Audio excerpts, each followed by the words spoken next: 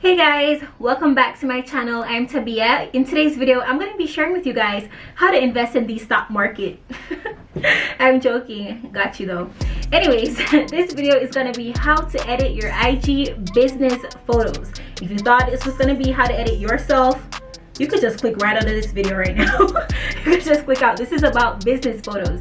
All right, so last video I promised you guys, yeah, it was the last one. I promised you guys that if you guys drop enough edits, I would make this video, and you guys did. Plus, stalk me on my Instagram, my business Instagram page, asking me for this video. So here we are. So I'm going to be sharing with you guys the apps that I use to edit, the exact steps that I take to take my photos from this to this, and from this to this, and also from this to this. So if you want to know how to get your pictures to look fine so that people blow up your Instagram page with likes and shares, and also sales too, because good pictures equals sales. Get it? Good pictures equals sales. I think you get it now. All right, so enough said, let me get right into the video.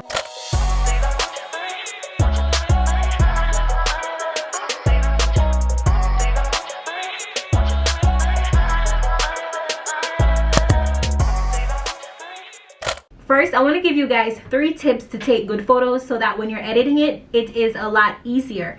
So my first tip is to use good lighting. Now, a lot of people does take bomb photos with ring lights and stuff like that, but with my personal experience, I found that natural lighting is actually the best lighting. It works best with editing.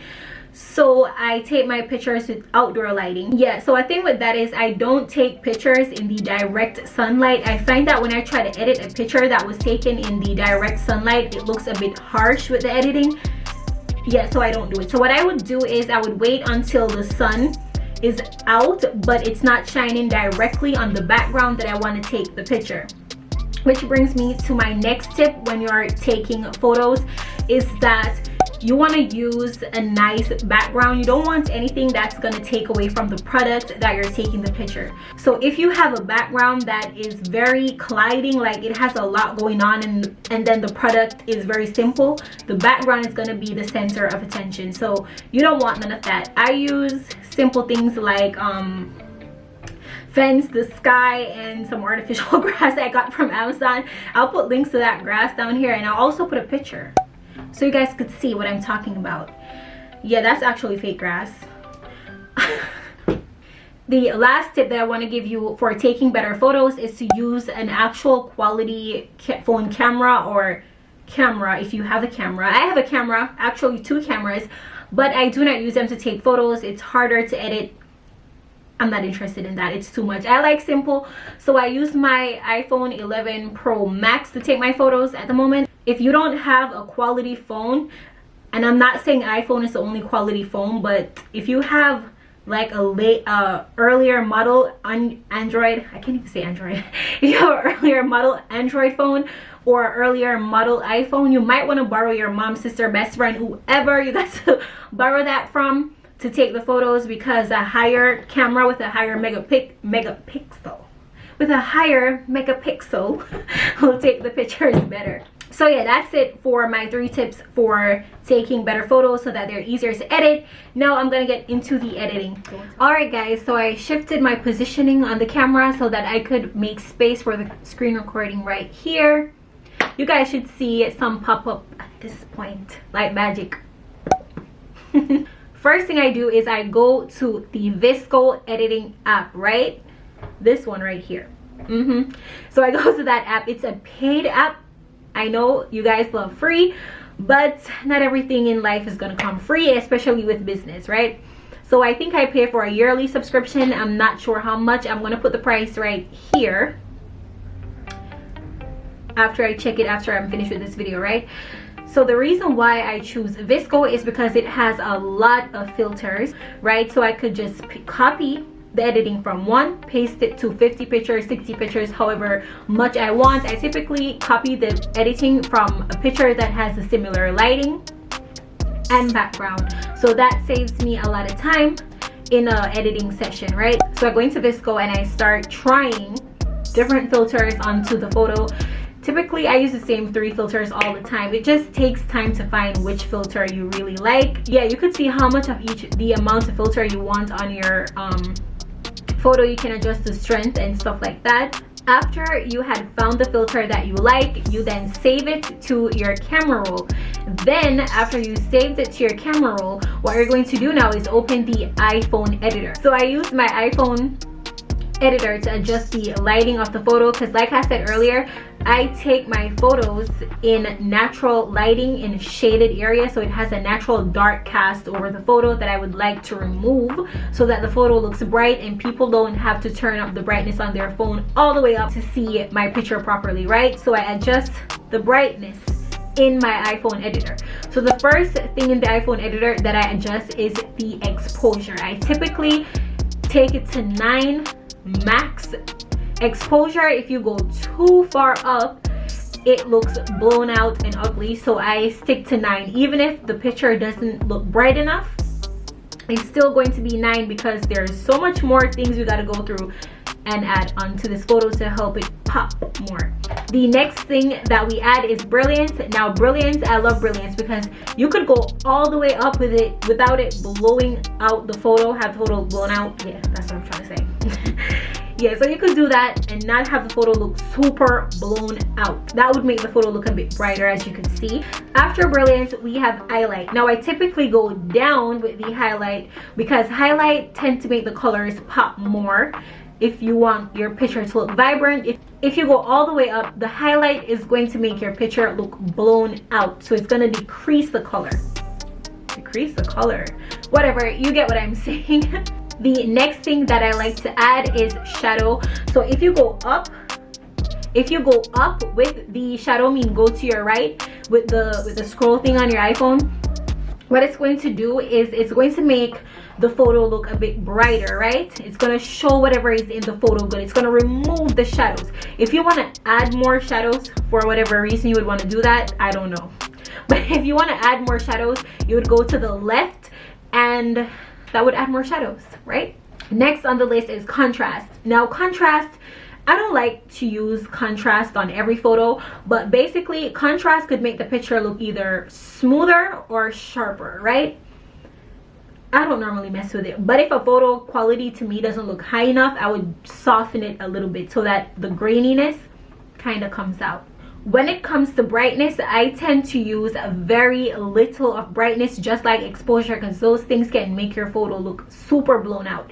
So 9 or 10 or something like that is where I would stop my brightness. So after brightness comes black point. Now with black point, what you're going to do is you're going to go up, and that's going to make, like, if my hair is black, it's going to look blacker.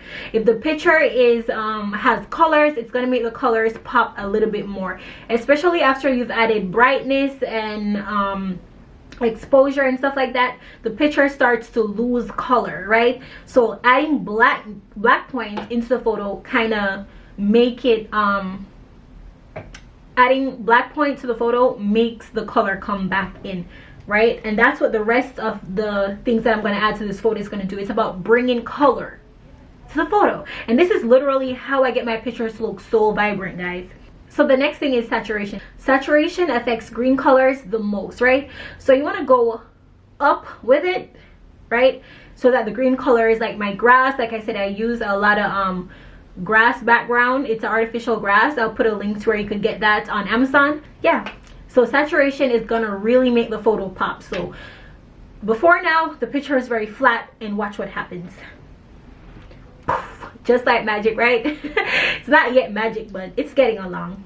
Right. So next, as you can see, while I add things, I keep touching the screen so that it shows me before and after, because I want to see the progress as I'm moving on, to make sure that I am not editing it too drastic. Next is vibrance. Vibrance makes, it's self-explanatory, honestly. You just want to go up a little bit with that, not too much, not too little. Warmth. Now warmth can make the picture look either more like the sun, like a yellow shade, or if you go to the left, it will make it look like it's cool, like a blue tint over the photo. I don't go crazy with this, but I normally put my pictures to the warm sunny side, being that I didn't take my photo in the sun. Next is tints. I love tints. Tints also add a lot of color back to the photo, and it mostly affects pink colors and red and colors like that.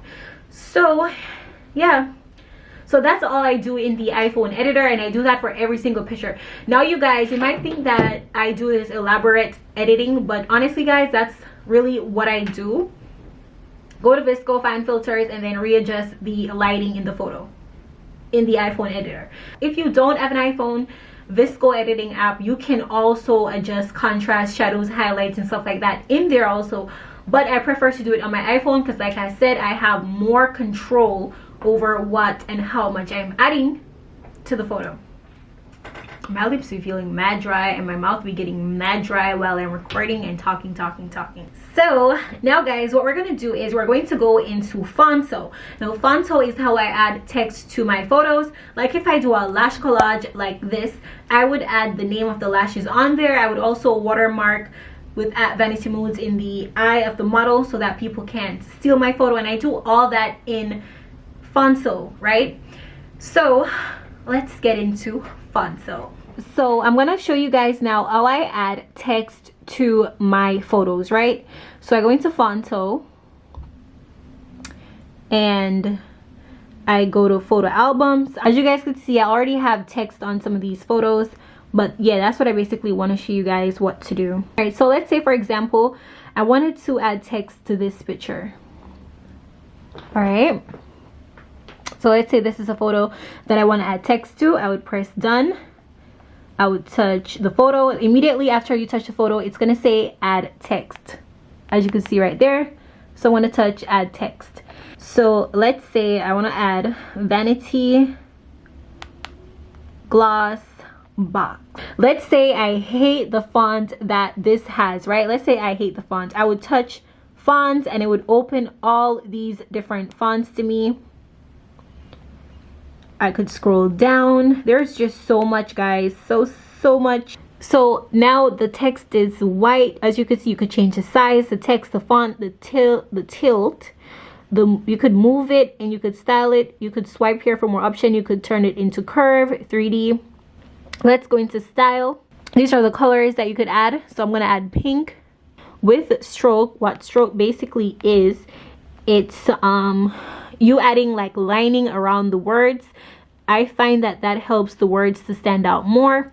So you go to stroke and then you choose a color. So I chose yellow. I go to width, pull that up. So let's say that's the amount that I want. Perfect. You could also add a background. What background does, it would make this whole thing a full box, but I don't like those and I'm not going to show you in this video, but just know that you can do that. Let's say it's too small and I want it to show more. I go to size and I do this. For a better control, I could use these icons right over here to make it better. I could move it with my hands or I could use these arrows to move it, and I still feel like the size of this is not good enough, so I'm gonna keep making it bigger, right? So let's say I'm happy with this.